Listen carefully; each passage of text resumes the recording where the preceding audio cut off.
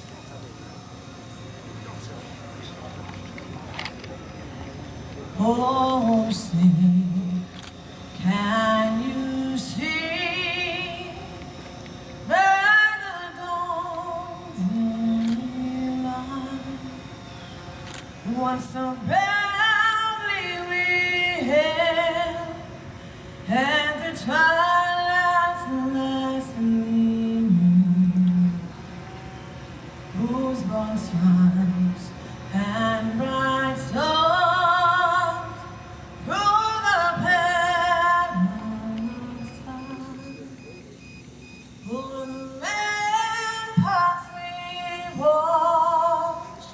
were so gallantly streaming,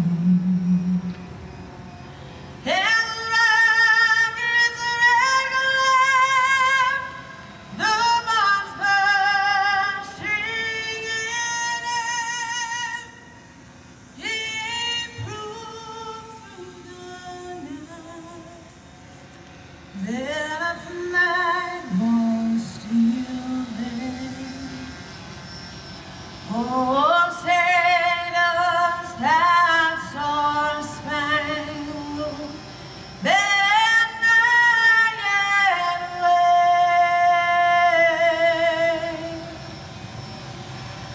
One end of the breeze and the hum of the rain.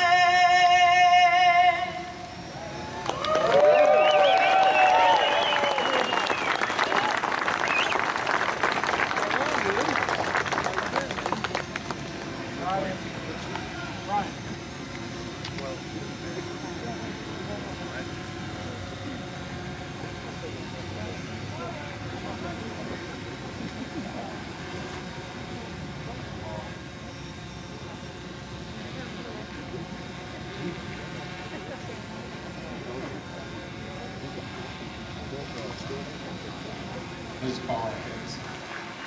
Dear Lord of our fathers, we thank you for this beautiful day which you have given us. We pray that you hold off the rain and safe, and you always receive all the praise and honor and glory, and be with the families who have fallen from us these things in Jesus' name. Amen. Amen.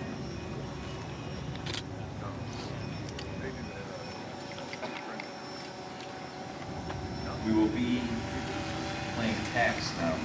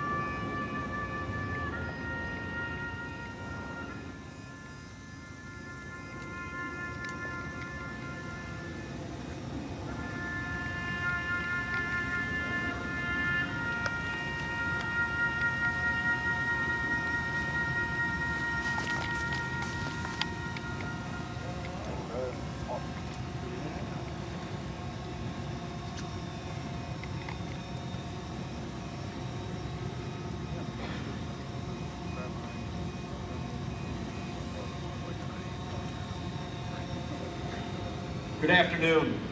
Welcome to the 20th anniversary of the Victory for Veterans Ride. Please give yourself a round of applause. At this time, I'd like to introduce Major General John Borley from the U.S. Air Force. John is a highly decorated retired Air Force Major General. He served worldwide a high-level command and staff positions. A fighter pilot, he graduated from the Air Force Academy, the National War College with executive education from the Harvard Business and the JFK schools. He is a White House Fellow. During the Vietnam War, he was shot down by ground fire. Seriously injured, he was captured while trying to evade and spent over 6.5 years as a POW in Hanoi. Currently, he occupies leadership positions in multiple civic and business organizations. He founded the SOS America Service Over Self and authored the nationally acclaimed Tats on the Wall. Please give our hero, Major General John Borley, a round of applause.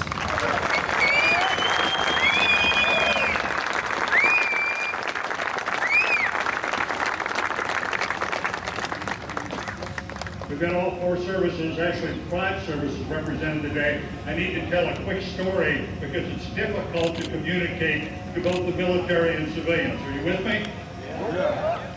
If I say to the Army guys out here, secure the building behind me, they're going to set up a cordon and they're going to have concertina wire and come back and forth with sentries. Is that right? If I said this to the Navy, however, they'd go inside, make sure all the desks were locked and the safes were locked and the blinds were down, and they'd go out and lock the door and the building would be secure. Right, Navy? If you said it to the Air Force, we try to get a 5-year lease on the building. Some of you was recently close to a golf course, as it is. And it was air conditioned, have to be air conditioned. If you said secure the building to the Marines, where are the Marines out there? If you said secure the building to the Marines, they'd go kick down the door, kill everybody inside.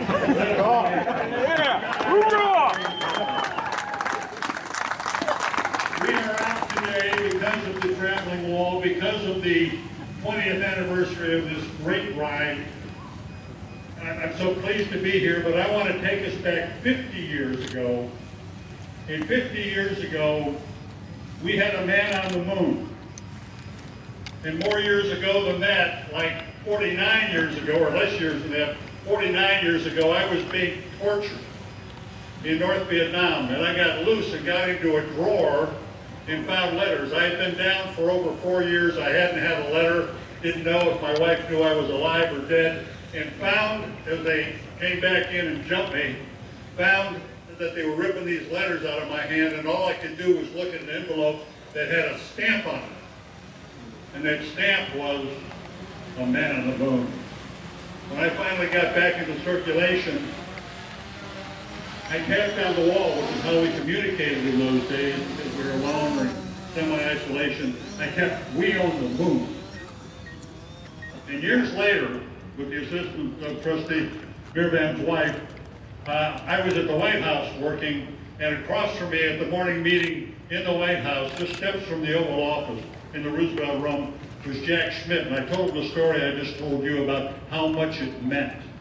And Jack gave me this picture that you can see over there when you come visit me in that little tent, of him on the moon with an American flag and an Earthrise coming up over his shoulder, and the inscription is, "Glad we could help." And it occurs to me that as people know about, look down on, participate in, it's all about what you're doing today, helping. And helping vets help themselves, helping America understand what the price of freedom really is. I'm so pleased to be with you here today. Thanks for including me. Ride well. I wish I was riding with you, but my learner's permit is expired. A bunch of fighters. Keep marching. That's the story. Keep marching. Thank you.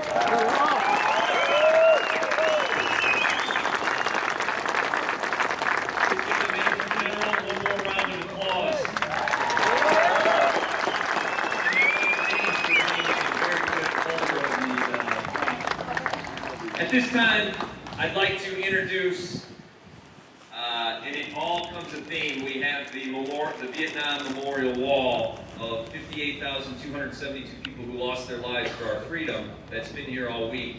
At this time, I wanted to give a personal touch. We invited Erica Rios, who lost her husband Dwayne Rios in 2006 in combat, to say a few words about her situation and her patriotism. Please give Erica Rios a round of applause.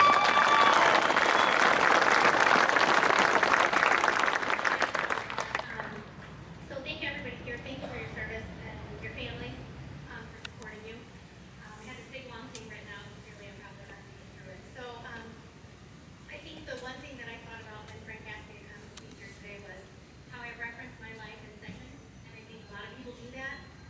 Before you graduated high school, after you graduated high school, marriages, babies, death, things like that. So for me, the last major segment of my life started when my husband died in 2003. Much like a lot of people, we were high school sweethearts, we got married, ran off to California, did all those really cool things. We were living our life, and that's where we planned on staying until he got word in January 2003 he would go to the Middle East. That was the last time I would see him because he was shot and killed in April of 2003. I wound up coming home, even though I left my heart in California. This is my home. I remarried. I had a couple of beautiful daughters who refused to come here today because they said they hear me talk all the time. But it's really awesome for me to see everybody here and in support of each other. I did not serve, but you guys and what you do and your families are always in my heart. This is what led me to social work. I actually work in the region. I'm a social worker at Brooklyn Police Department. By the grace of God, I think it was just good timing that I wound up interning there for grad school, and I'm still there now. And I think it was because of what I went through and having nowhere to turn that I wanted to help people in crisis, veterans, their families, people whose life events kind of took them to places where they never imagined that they would be. So thank you for letting me tell my story, because I get to hear people's stories all the time, but I never really get to tell mine. So thank you for your service, and thank you for being an inspiration to all kinds of people everywhere.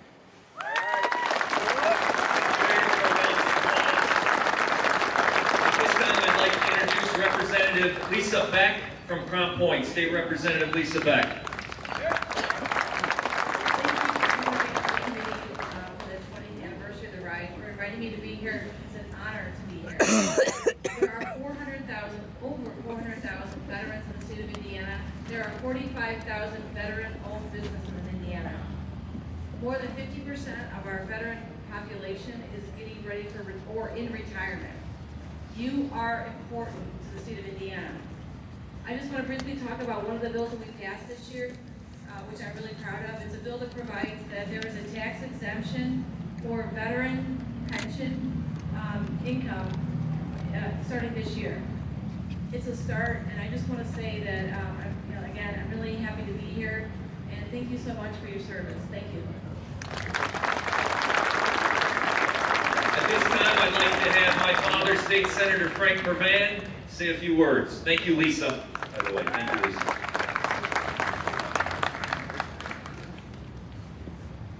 I'm proud to be here, and I've been here for probably every one of the 20 meetings that you've had. And I think it's important for me to tell you how much I appreciate, and the people appreciate everything you've done, being patriots, helping the veterans, and be proud you're citizens that we all wish we could be. We have special guests here with the traveling wall, 58,000 plus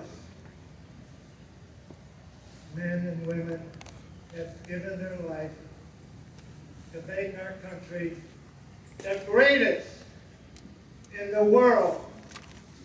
We're great now. We were great before. And all the people just like you are going to make us great again. Not great again, but forever. There is no one that's ever going to take that place and be any greater. And don't ever forget it, and be proud come as I am here to talk to you.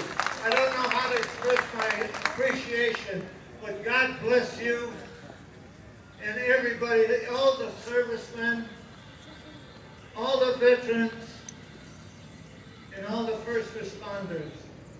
Without them, we wouldn't have a country. And I also want to point out another honorable thing. We have a member who, I noticed his name on the wall when I was here Thursday, and his first name's a little difficult. Emiliano de la Garza. He's a young man that gave his life in the 70s, and he has earned the highest honor of any medal that they have in the United States, the Medal of Honor. And by God, he is one of us, and we should be proud of him, and I know we are. And if he was here, he would say, thank you, thank you, thank you. Keep up the good work.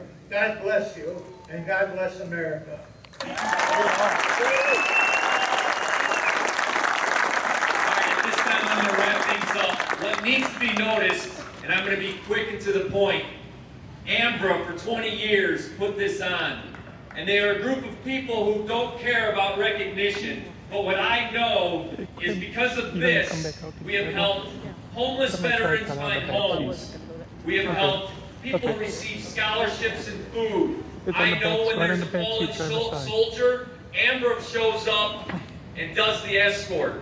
I know every single day, not just today, Ambra makes the lives with each other as far as supporting their veteran community and the whole community. Give Ambra a round of applause for all they have done for 20 years. I want to thank everyone who volunteers and comes to this event. I'm going to be selfish for 30 seconds. There's a couple people, Dennis Samala and Lori Polgar, two people who are close to me that over the last 20 years have made this happen. Please give them a round of applause. So here we are. We have the Vietnam Memorial Wall. We have Ambra. We have individuals who came to the wall. Here's what we need to know. 52,272 people united us. Erica and her sacrifice that her husband made, that's what unites us. Everything that we do to support a veteran and a veteran's family, that's what unites us. Let's always remember what unites us, and as my father said, what makes us great. Today is about patriotism. And like Rocky said, it can't be sunshine and rainbows every day. So give yourself a round of applause for showing up when the rain and the thunder and all that goes and then lastly, Wicker Park is designed to be a memorial to soldiers, so there's no fitting place to be here today. I want to recognize all of the female veterans, if you could raise your hands, because it's a little bit tougher for you. Let's give our female veterans a round of applause for your sacrifice and what you've done for our country. That allows women to be involved. So, all I want to say to you is we are grateful that you show up, donate your time and money so that we can make a difference in the community, and we will continue to do that for the next 20 years. And for the next 20 years, may all of our children be here supporting veterans and supporting our country. Now, the most important 7 words that we're ever going to hear on today. Your name, babe? Navi. Navi. Can everyone give Navi a round of applause? So these are the most important 7 words you're going to hear.